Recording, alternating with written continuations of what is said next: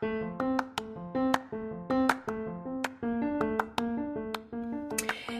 everybody, and welcome to season 2 of the All About Everest podcast. And I'm your host, Pauline Reynolds Nuttall. On this podcast, you can get anything and everything about Mount Everest, including interviews, book recommendations, tips, updates, and a whole lot more. So welcome to the spring 2023 Everest climbing season. And here we go. Hey, everybody, and welcome to today's podcast episode, which is an interview with Rebecca Long. Rebecca is an American mountaineer from Boston, Massachusetts, and it's kind of a funny story how we connected. She had sent an email, her sister had sent an email to Alan Arnette, and he actually connected between me and Rebecca. Thank you again, Alan, for the introduction. I had such a good time interviewing Rebecca. She was on Mount Everest this spring season, and she did achieve a summit. What's kind of different about her Everest story is that she lost a teammate, and she gets into that a little bit. As we all know, death and loss is part of the Everest experience, unfortunately. And we talk a little bit about how it impacted her personally, but also how it impacted her team. I don't really have any housekeeping stuff that I need to address, just a couple of things that I wanted to talk about. The first one was congratulations to Kristen Harilla and Tenjin Sherpa. And I know that I am mispronouncing her name. I just cannot pronounce it. They have summited all of the 14 8,000ers in 92 days, breaking the record previously set by Nim's Day. So it doesn't matter what people think or what they're saying or anything like that. This is a huge achievement, and we need to be able to recognize that. So again, congratulations to Kristen and Tenjin. This is amazing, amazing, amazing accomplishment. The second thing I wanted to mention, I don't think you guys notice when my little boy is in here. A lot of the time during my interviews that I do or while I'm recording, he's quietly sitting in the corner.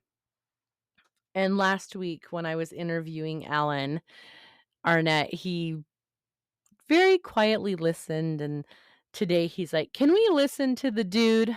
And I was like, "What dude?" The guy that you talk to, that you listen to when you're doing dishes. And so we listened to Alan today. So I want to express my gratitude to all of those that I have interviewed so far, because you guys have been inspiring people out there, and for sure, I know that you are inspiring my little boy. So thank you so much from the bottom of my heart. And last but not least, quick shout out to my mom. I know that she doesn't realize that I'm the one who does the podcast, but she listens to it every week. And so if that's the only way that I have left to connect with her, then I'll keep doing it. So this is a shout out to her.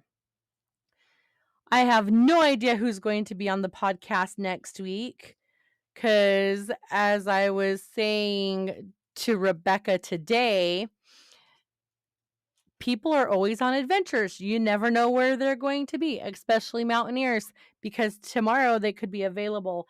And next week, there's some on mountain somewhere in the middle of nowhere. And so it's really hard to catch someone in between expeditions.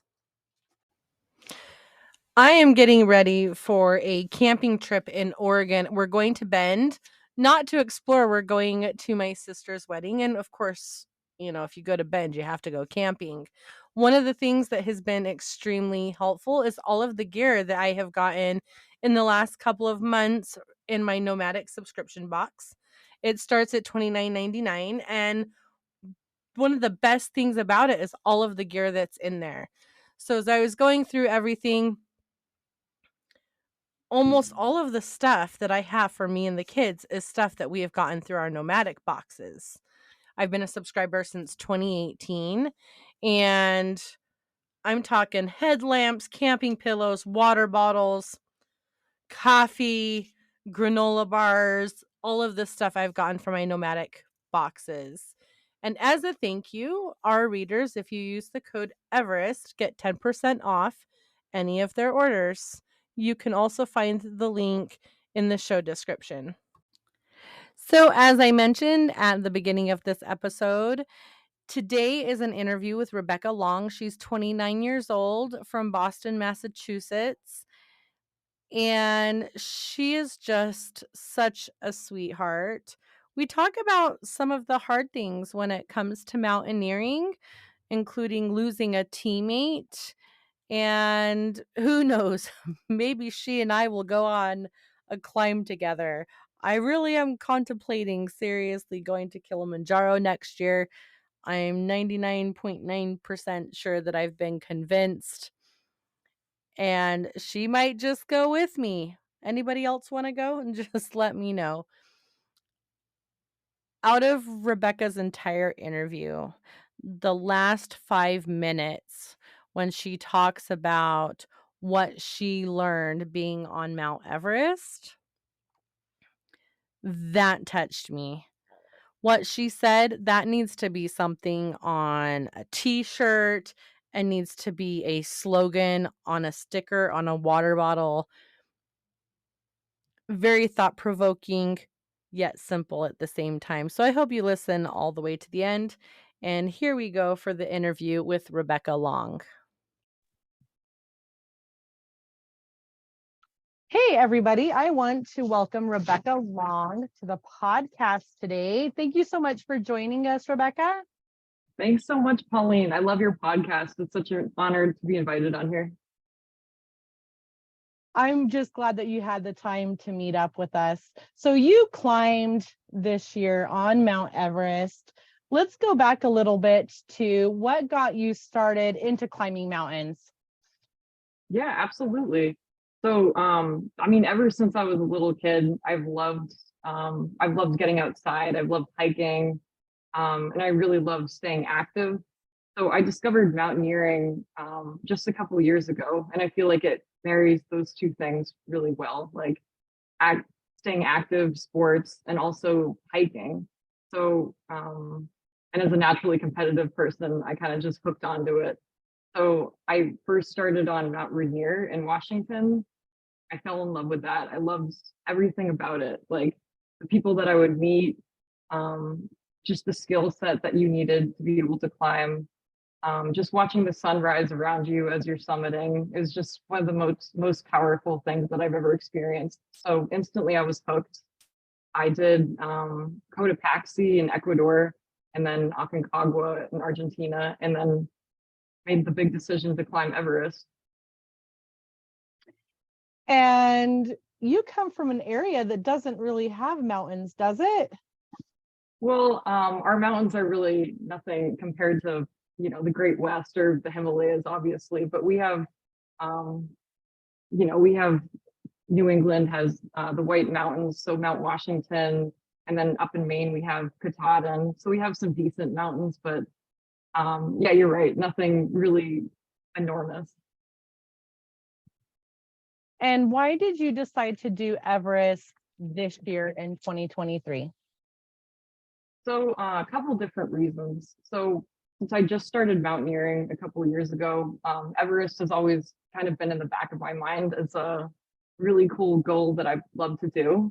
And then the pandemic just reminded me, life is short and you want to try to chase your passions, chase your dreams as soon as possible. You never know when it's all going to end. And that's kind of a morbid take, but it was just kind of a wake up call and made me want to pursue something like Everest earlier. So 2023, especially after completing Aconcagua in January of that year, it just seemed like the natural next step for me.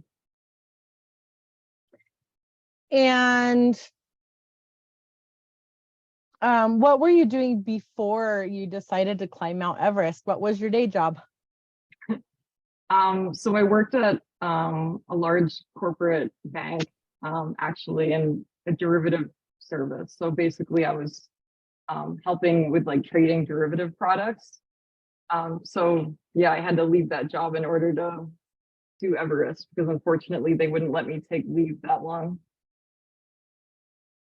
And that's a very, everyone who climbs Mount Everest, it's so interesting, all of the different backgrounds that everybody has, finance or doctors or food service, post office, just about everything. And so which company did you choose to climb with this year? I climbed with IMG. Okay. And how big was your team? There was only 5 Everest climbers when we started. Okay. And tell us a little bit about your journey from Kathmandu to base camp. Yeah, sure. So we just spent a few days in Kathmandu, having an orientation, going through our gear, meeting each other, and then we took a helicopter flight um, to Lukla Airport, and then from there we started our trek to Everest Base Camp, which took about 10 days or so. So we were stopping in small villages along the way, staying at tea houses. So you guys did this standard acclimatization. You didn't do the whole being intense and just helicopter in. You guys actually did it old school. Yeah, that's right. Which I appreciated because I think a lot of us would have had many high altitude symptoms if we just went straight into camp. I know some people do that, but that's pretty crazy to me, especially coming from, the lowly New England area that I'm from. So it was nice to gradually work my way up to those higher elevations. And as a team, did you guys get really close on your trek to base camp and also during your rotations? Yeah, I'd say, I mean, we definitely got to know each other more. I'd also add that, I don't know, an Everest climb attracts a certain kind of intensity in the clientele. So sometimes it wasn't the easiest, trying to bond with people. But yeah, I definitely got to know people, and there's some very interesting, smart people on the team. But yeah, it's an interesting dynamic. And how did you first feel when you went through the Khumbu Icefall? Just really scared to death. Like I know we were told that it was going to be scary and dangerous, but nothing can prepare you for plodding out into the pitch dark, into this like icy nightmare. It was really cool and fun in a way, but also very scary, just knowing how dangerous this place is, and just seeing these like giant ice sculptures in the dark just when your headlight catches onto it, and just being totally humbled and scared, being and doing all this at this high elevation where you take a couple steps and you're out of breath, especially in the beginning of your acclimatization routine. It was all very scary and humbling. Those are the 2 words I could use to describe it. But as we went through our cycles, I got gradually less bad, more competent going through the ice fall, being able to like belay easily and ascend up and all that. So it was slightly less jarring as I went along. And how many rotations did you guys do through the ice fall and up to the lower camp? So we did, you could say 3 rotations, because our first was just through the ice fall and then back. And then the second was up to camp 1 and then touching camp 2 and then back to base camp. And then the third, staying in camp 2 a couple nights. We were supposed to go up to camp 3, but there was just horrendous weather. So we had to turn back. And then finally, our summit push where we would hopefully make it to the top. And I heard that it was extremely cold. There were a couple of nights that it was just unusually cold even for Everest at that time of year. Oh yeah, absolutely. I mean, even at base camp, it was just constantly cold. Like you would look for those rare days when it was above like 40 degrees when the sun was out to do your laundry or take a shower or something. And as you went up the mountain, it just got worse and worse. So camp 1 and camp 2 and higher, it was just brutally cold. So you were always like swaddled up, especially at night. And yeah, you didn't want to venture outside uncovered for long, obviously. How did you feel when when they told you that that was the day and you were going to head up for your summit push? Um, what you mean, like the day that we would start from base camp or like from camp 4? Yeah, Which one? like the Sorry. day that you knew. Oh, the day that you knew that you were going to head for the summit. I know it's a little bit of a process, but how were you feeling when you knew that, you were getting close to the end of this whole journey? Okay. I mean, relieved. Like at that point, I was exhausted. After already making the final climb up to Camp 4, it was a brutal push, and yeah, I was exhausted, but really excited to finally get it done and go up there.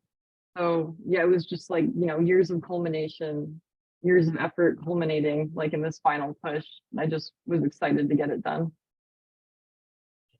And did you have any scary moments while you were climbing Mount Everest? Um, yeah, I mean, definitely, like in different ways. Like the first time I went through the ice fall, that was just nonstop scary. But there was some moments, when I was getting ready for my first ascension up a certain part, and it was just already kind of crowded. Like there was another team right in front of us, and there was someone that was having some trouble climbing up, and his crampons were just like he was like kicking madly, and his crampons just almost like cut me in the face. So that was one of the scariest moments on Everest.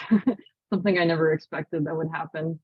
And then there would be the odd avalanche or serac fall that you would hear from far away when the guides and the Sherpas would all freeze, and you'd be like, "Should we run? Like, what's happening?" And then they'd be like, "Okay, we're all good."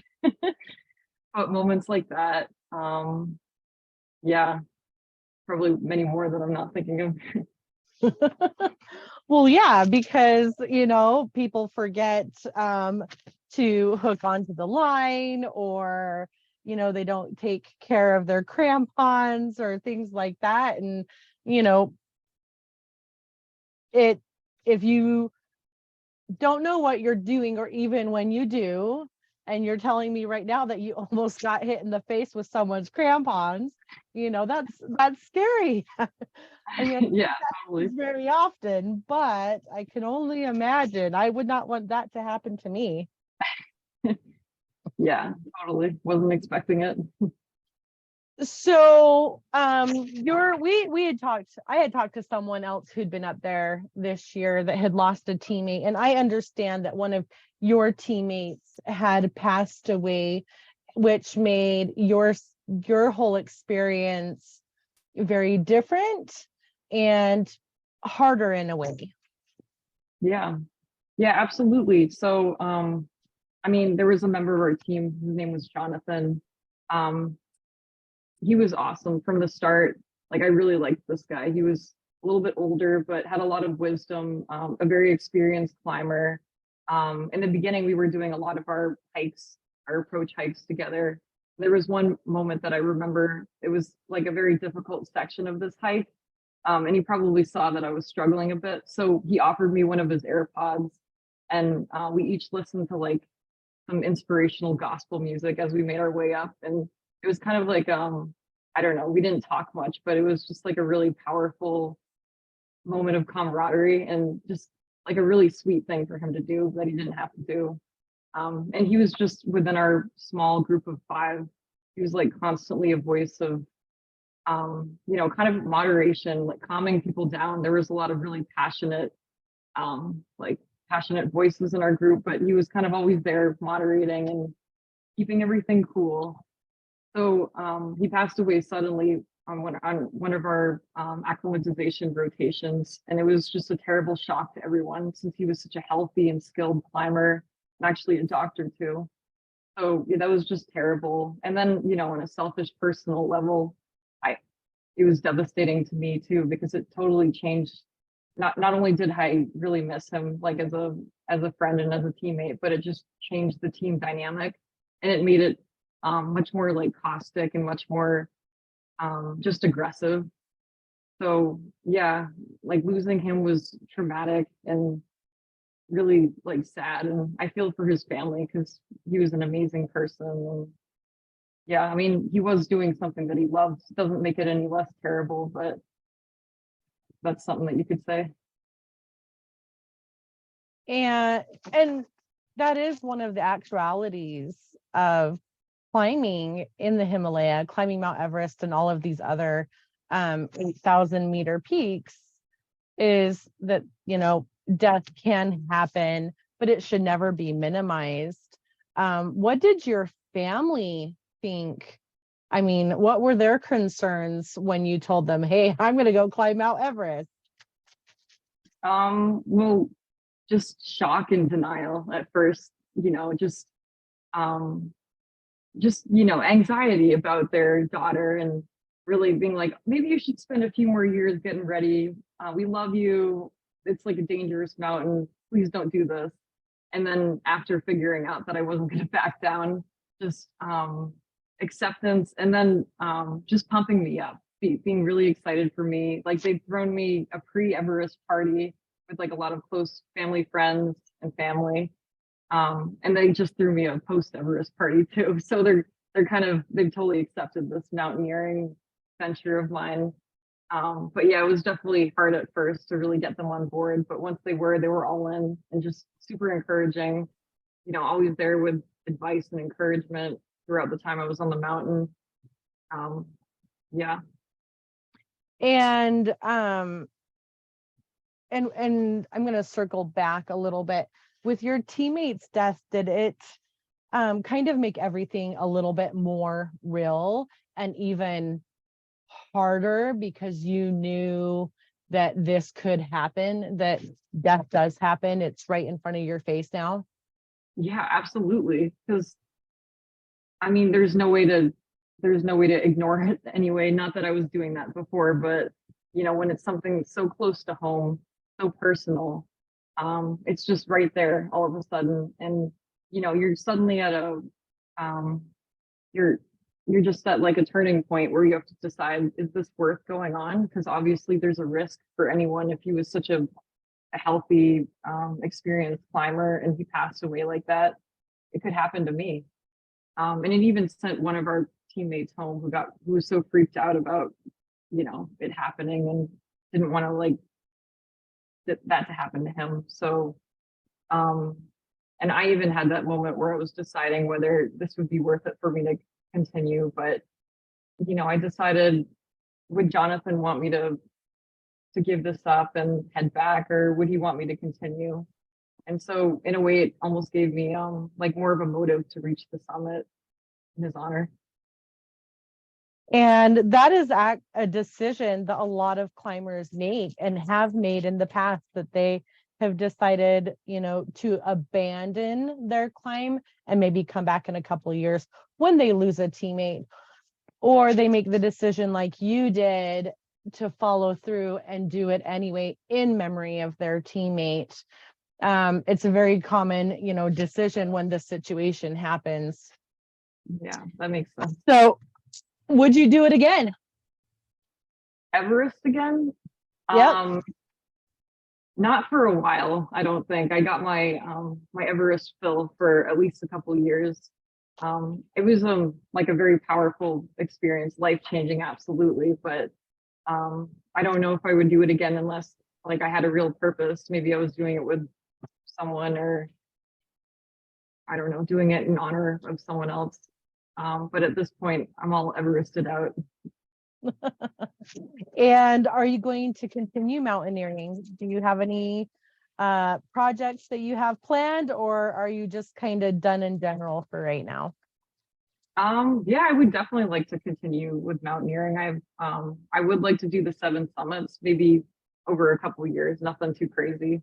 But peaks like Vincent and Denali are really attractive to me. I know Denali isn't easy, so I'd have to practice pulling a sled or something.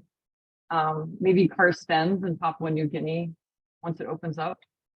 Kili, I know you're doing Kili too, so maybe we'll see each other. Well, I've been convinced, I guess. So I'm hoping to Welcome. do it next year. It's awesome. Yeah, Well, but I gotta. oh, sorry. Oh, I was gonna say, yeah, I've been convinced to do Kili. I mean, people keep suggesting it to me, so apparently I've been roped in. So I'm hoping to do it next year.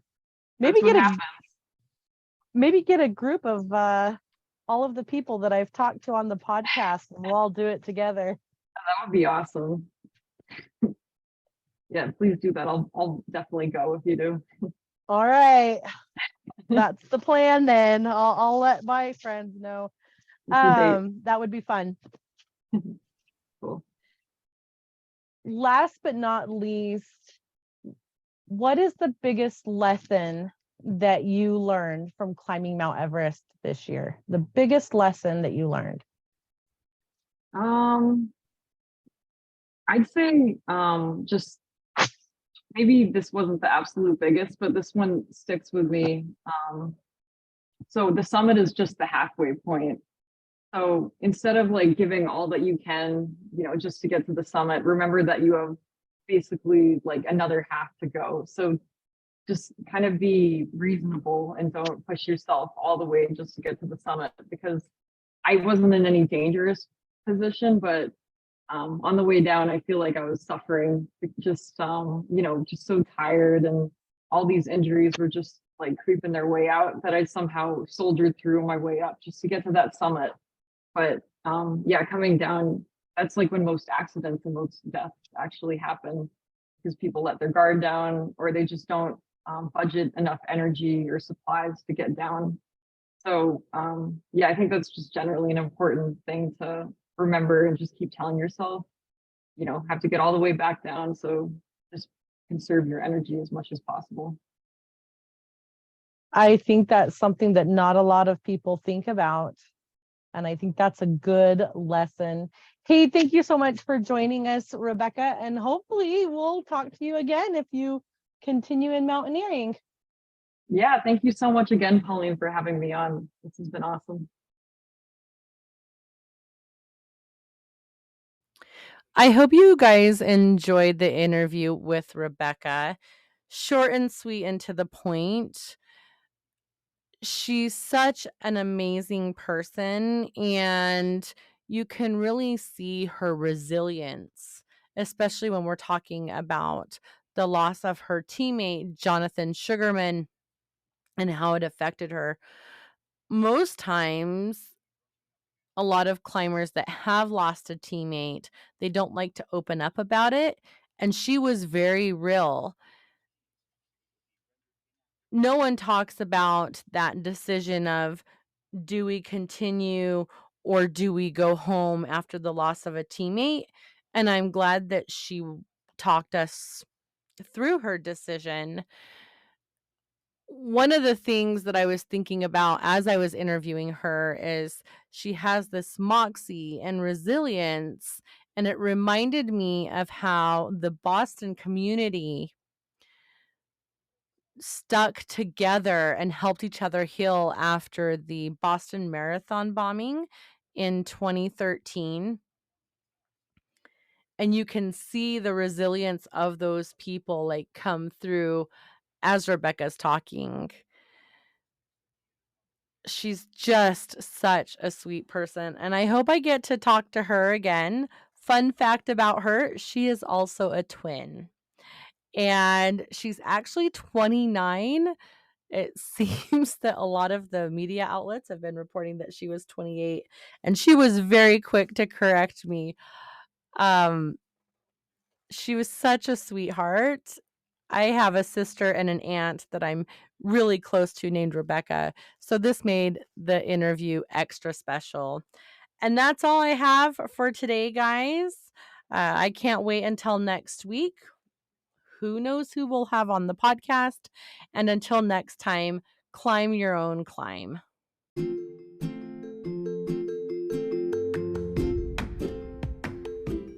Thank you for listening to today's episode of the All About Everest podcast.